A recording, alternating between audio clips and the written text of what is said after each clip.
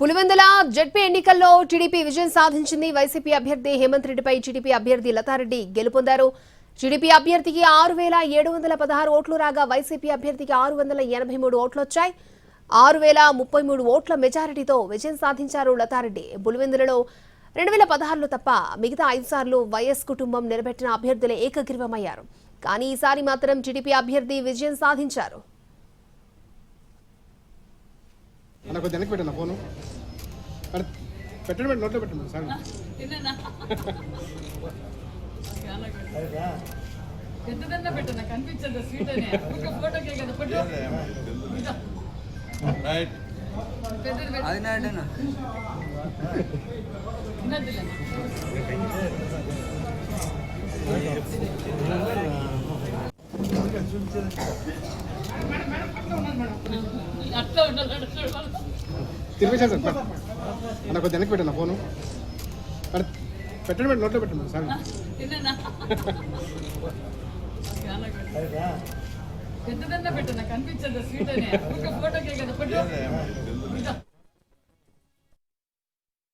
ముఖ్యమంత్రి అయిన తర్వాత ఏ విధమైన సంక్షేమం అభివృద్ధి రాష్ట్రంలో అందుతున్నాయో దానిలకు ప్రజలు డిస్టింక్షన్ మార్కులతో పాస్ చేయడం జరిగింది.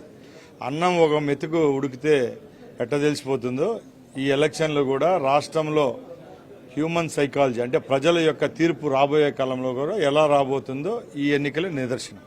అంటే మీరైతే ప్రజాస్వామ్య విజయం అంటున్నారు, అయితే వైఎస్ఆర్ కాంగ్రెస్ పార్టీ నేతలు మాత్రం ఇది దొంగ ఓట్లతో గెలిచినటువంటి గెలుపు, ఇది ఒక గెలిపేనా అంటూ కూడా మాజీ ఎంపీ అవినాష్ రెడ్డి విమర్శిస్తున్నారు. సార్, ఎంపీ అవినాష్ రెడ్డికి కాదు, వాళ్ళ అధ్యక్షుడు జగన్మోహన్ రెడ్డికి సవాల్ విసురుతున్నాం.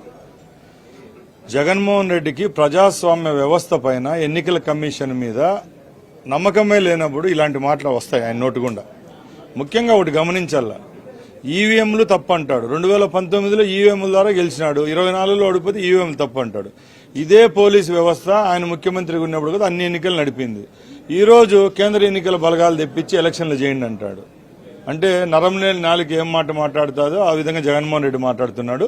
నిన్న ప్రెస్ మీట్ను కూడా మేము ఖండిస్తున్నాం. ఎందుకంటే 5 సంవత్సరాలు ముఖ్యమంత్రి హోదాలో ఉన్న నువ్వు ఈరోజు ఒక పెద్ద మనిషి, మీ తండ్రి సమానులైన ముఖ్యమంత్రి పైన ఇలాంటి వ్యంగ్యాస్త్రాలు వేయడం మంచిది కాదు.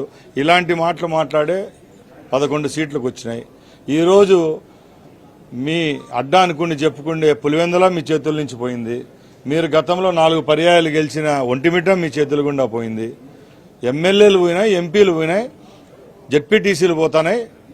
రేపు రాబోయే కాలంలో సర్పంచులు, వార్డు మెంబర్లు కూడా పోతాయి.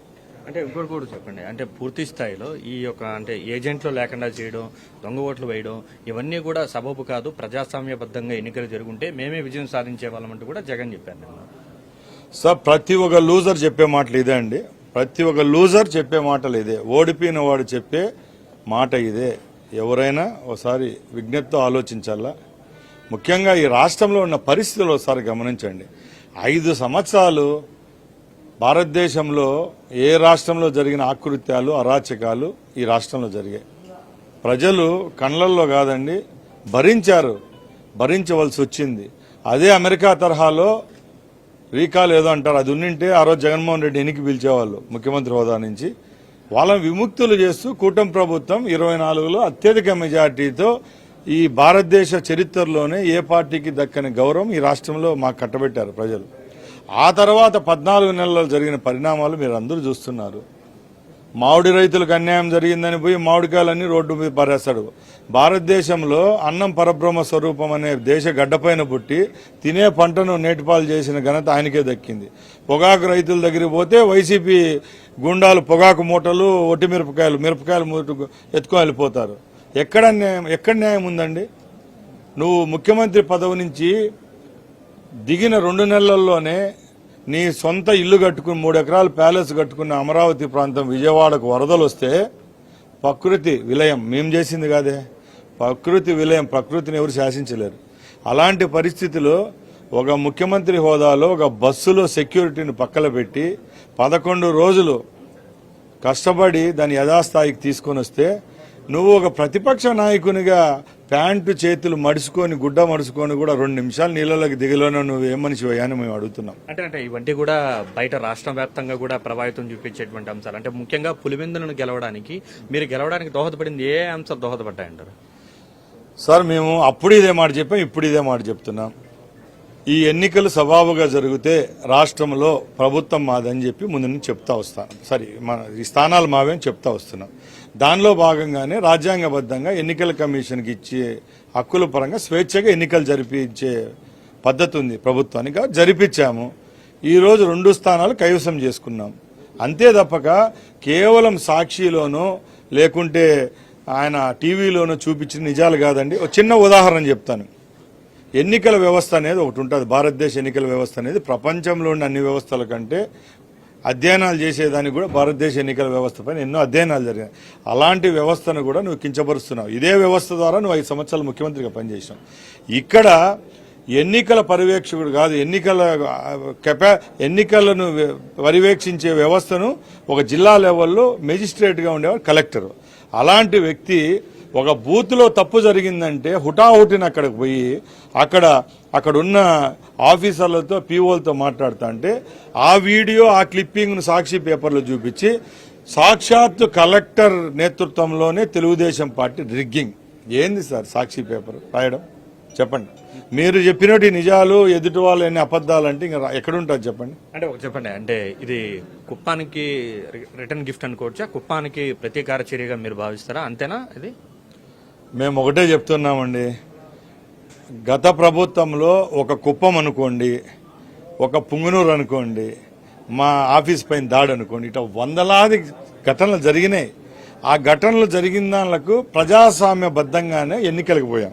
ఆ ఎన్నికల్లో ఓటర్ల తీర్పు ఏమొచ్చిందో మీ అందరికీ తెలుసు.